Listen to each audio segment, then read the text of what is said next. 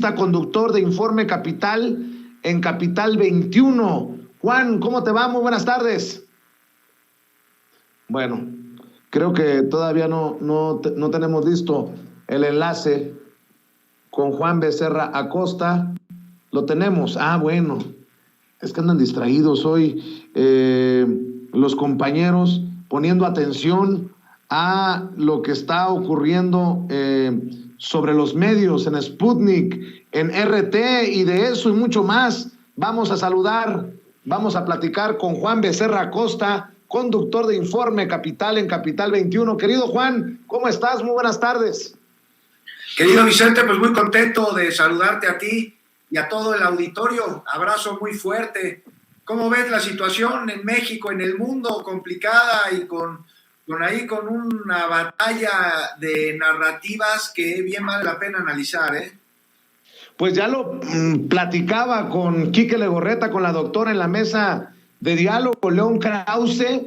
Depende a quién le preguntes, ¿no? Porque León Krause cree que México está del lado equivocado de la historia al no imponer sanciones a Rusia en momentos en que medios rusos están siendo censurados, en momentos en que México, junto a Francia, le está apostando en el Consejo de Seguridad de la ONU al cese al fuego. En fin, hay tanto, Juan.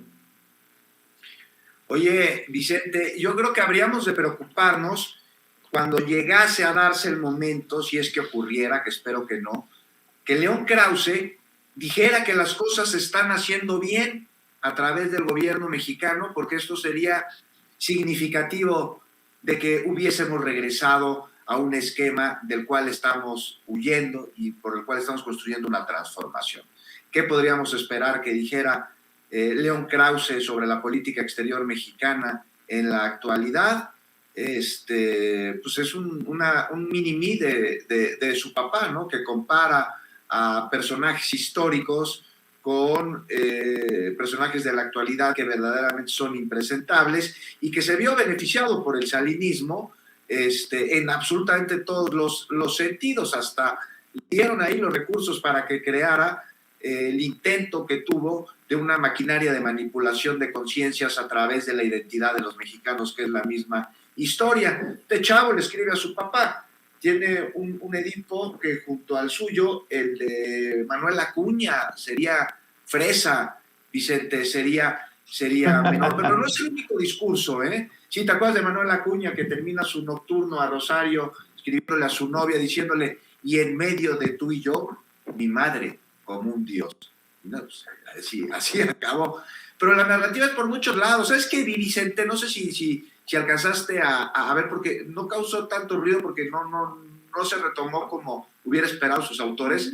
Sacaron la memoria de Adolfo Aguilar Sinset, quien fue embajador de México ante la ONU y presidente del Consejo de Seguridad cuando en 2003 el conflicto entre Estados Unidos e Irak. ¿Lo viste? No lo vi, cuéntanos, Juan. Fíjate, por ahí Dolly Esteves, Sergio Aguayo y una bola de amigos de Aguilar Sinset empezaron a escribir que cómo se extrañaba al embajador de México ante la ONU, ante su posición de aquel entonces, que eso sí era servicio exterior y sin duda un gran papel. Ahora entiendo por qué no lo vi, me tienen bloqueado Dolly Esteves, perdón. ¿A ti también? Son varios. Mira, sí, te digo, empezaron a recordar la memoria de Adolfo Aguilar Sinset, y con intento de golpetear, ¿no? Y de manera muy absurda, porque el papel de México en aquel entonces, en el 2003, de entrada no es muy distinto al de hoy, pero por supuesto hay que revisar que es un conflicto diferente en otra época, con otros actores, aunque siempre está Estados Unidos involucrado, pero allá en 2013 Aguilar Sinset se opuso y se le puso al brinco a todo el mundo en nombre de México, a los Estados Unidos, a pesar de que Jorge Castañeda y Derbez intentaron impedírselo, de que Fox, que era presidente, dudó y como era su costumbre hacer, se paralizó. Pues hizo la lucha para que nuestros vecinos del norte no tuvieran efecto en el hecho de amedrentar al gobierno federal por los tamaños de Adolfo, y te voy a decir por qué, porque se posicionó a favor de la reconstrucción en Irak basada en el derecho de los iraquíes a decidir por sí mismos en el futuro. Dijo que el pueblo de Irak tenía que recobrar el ejercicio pleno de su soberanía, pero con el apoyo de la ONU, quien tendría que ahí colaborar para salvaguardar la integridad territorial. Y aquí muy importante, y ahí es el punto clave, dar garantía de que los recursos naturales de los iraquíes fueran de ellos y para ellos. Y decía Aguilar Cícer al terminar aquella sesión que si se tiene miedo, se va a ramificar, y que si por el contrario la voz de México se eleva con pronunciamientos claros, los mexicanos nos erguimos y nos ennoblecemos. Y bueno, pues entonces no veo el caso que hayan querido sacar estos personajes, a Adolfo Aguilar Cícer, para golpetear, acudir a su memoria. Además, estos cuates eran sus amigos, y parece que nunca entendieron que la resolución 1511, pues muchos de los elementos que México defendió quedaron en el texto y se replican el día de hoy con la postura de México en la Organización de las Naciones Unidas con el conflicto allá en Ucrania, que es igual, de la misma manera, congruente con el artículo 89 de nuestra Constitución, con la doctrina Estrada. Y se establecen ambos, el principio de no intervención y respetar la autodeterminación de los pueblos, Vicente. Entonces ya no saben ni por dónde dar trancazos porque no tienen argumentos. Pues fíjate, mi querido Juan, que es muy interesante esto de los argumentos, porque también creo que a muchos los deja exhibidos como personas con alta soberbia y con gran ego, porque regresamos a esto de quién tiene la razón, quién tiene la verdad, y en medio de la censura, pues me llama mucho la atención, y yo pienso como el presidente, que esto de identificar a periodistas y a medios como afiliados al gobierno ruso tiene un grado también de riesgo y de perversidad, en momentos en que precisamente la verdad debe de ser lo más importante en medio de un conflicto, ¿no? ¿Sabes qué? A mí me parece lo más grave de esto que estás mencionando, Vicente, cuando bloquean, porque entonces ya estamos hablando de censura. Están bloqueando sitios de información porque no quieren que su discurso llegue a Occidente. ¿Y quién lo hace? Pues las empresas de redes sociales, cuya sede está en Estados Unidos y cuyos intereses responden pues a los intereses que están en contra de que Rusia ejerza, ya podríamos discutir si estamos de acuerdo o no, las acciones bélicas en contra de Ucrania. Pero lo que nos impiden en un conflicto en el que no hay ni buenos ni malos, sino que a mí me parece que en cualquier guerra siempre va a haber dos malos, nos impiden enterarnos cuál es el contexto y cuál es una de las partes, que es absolutamente elemental conocerla. Y con ello están atentando contra el derecho que tenemos, sobre todo y muy importante hoy en día en el siglo XXI, los ciudadanos, de estar bien informados. Pero ¿quién lo está haciendo? Directamente Estados Unidos. Vicente, ¿te acuerdas que la semana pasada por ahí le hicieron un extrañamiento al gobierno de México con respecto a libertad de prensa y protección a periodistas?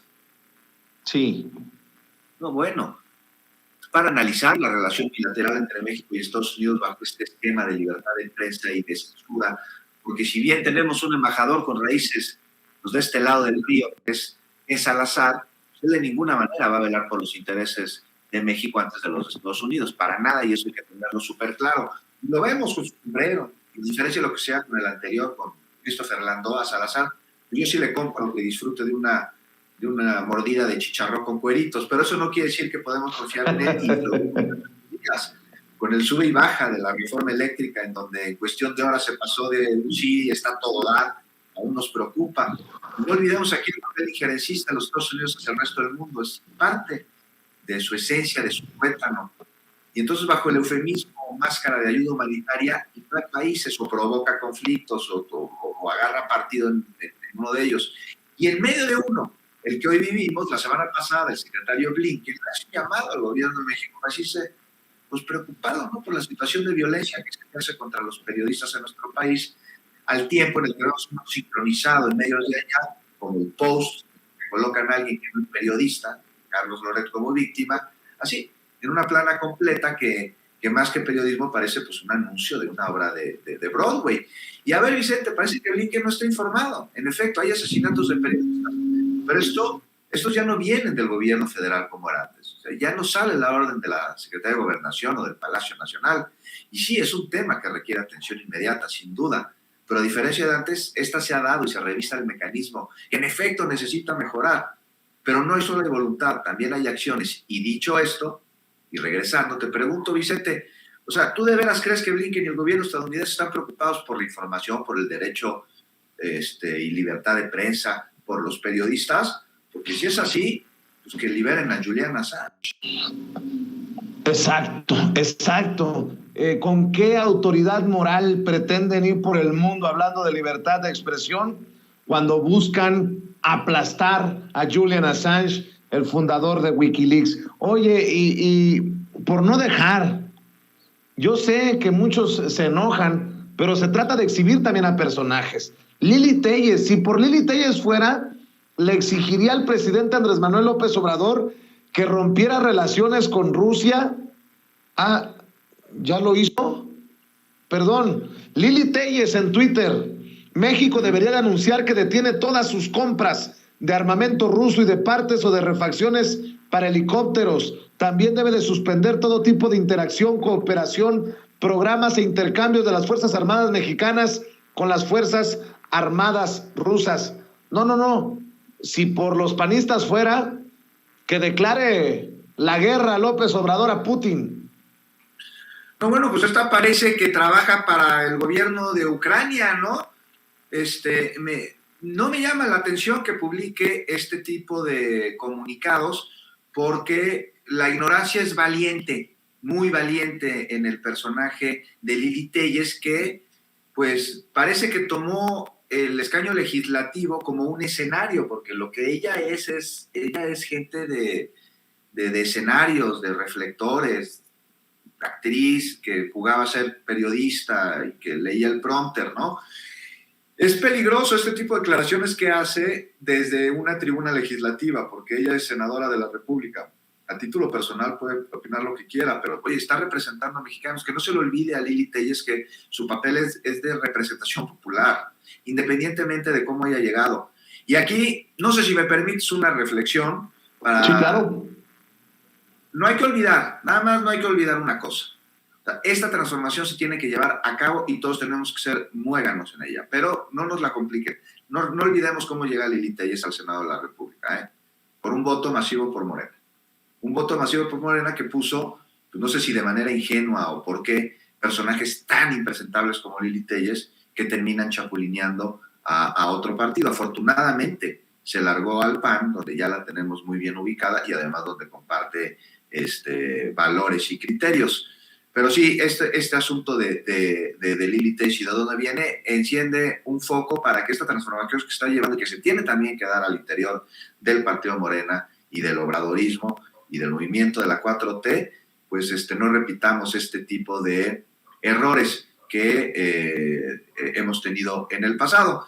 Y bueno, pues Lili Téllez, imagínate qué tan carente está la oposición de cuadros y de propuestas que hasta suena para ser candidata al 2024. Imagínate nada más, ¿no? Y dicen por ahí, ¡ay, sí, qué bueno! Yo, no, qué bueno no, porque en México se necesita, como en cualquier otra democracia, de una oposición que tenga propuestas y que realmente sea un contrapeso en bien y beneficio de la ciudadanía. Lástima que no la tengamos.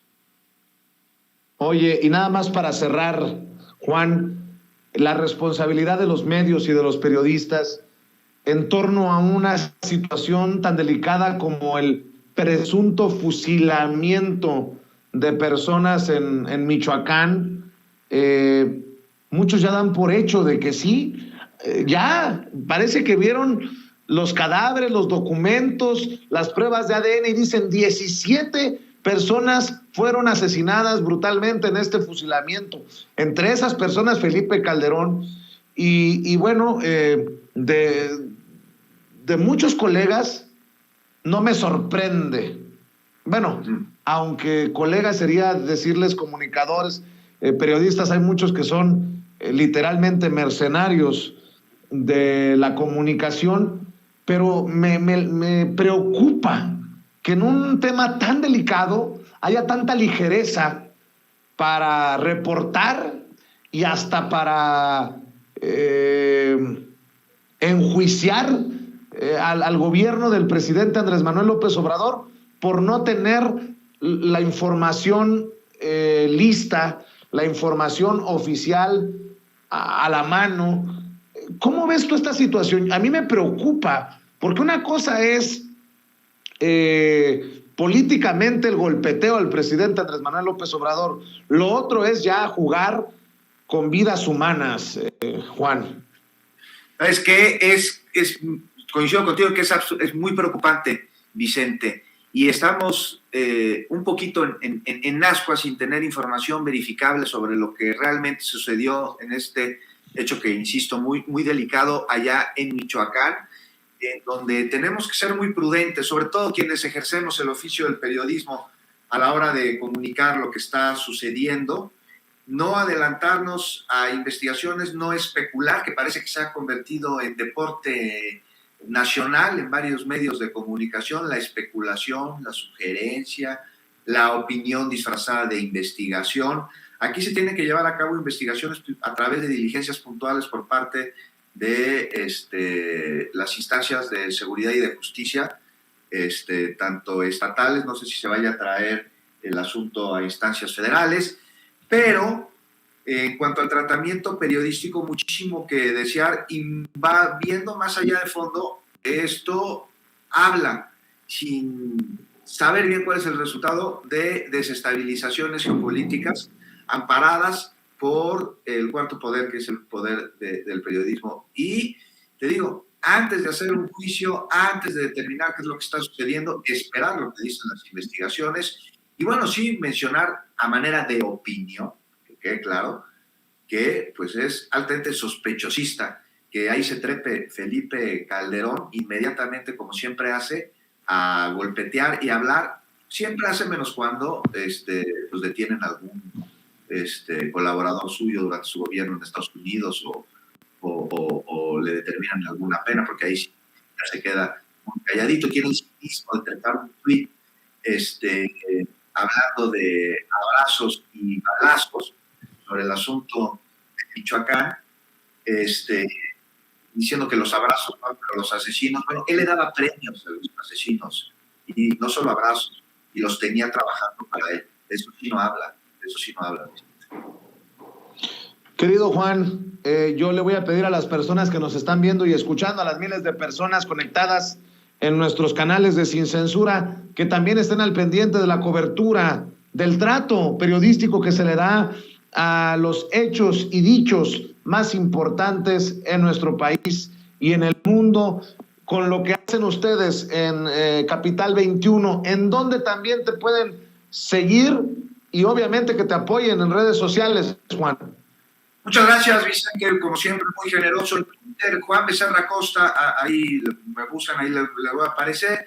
Y el próximo domingo, mi columna en La Jornada, que espero que sea de su agrado. Y ahí dejamos para una próxima el asunto de Sandra Cuevas, la alcaldesa en la Cuauhtémoc, Vicente, que me gustaría ver también tú qué opinas, que ya andaba aventando pelotas con dinero. No. A ver, antes de que te vayas, Juan, qué bueno que lo mencionas. Lo de Sandra Cuevas pareciera el regreso a lo peor de la política en nuestra capital, porque es apostarle a jugar literalmente, con la necesidad de la gente y esperar que repartir billetazos tenga beneficios electorales. Yo no lo entiendo de otra manera, y además me queda claro, con una gran hipocresía por parte de estos prianistas como Sandra Cuevas. A ver si por ahí también le da un poquito de vergüenza a Ricardo Monreal, quien es, de acuerdo a muchas versiones, un gurú, un padrino de la hoy alcaldesa en Cuauhtémoc, Juan.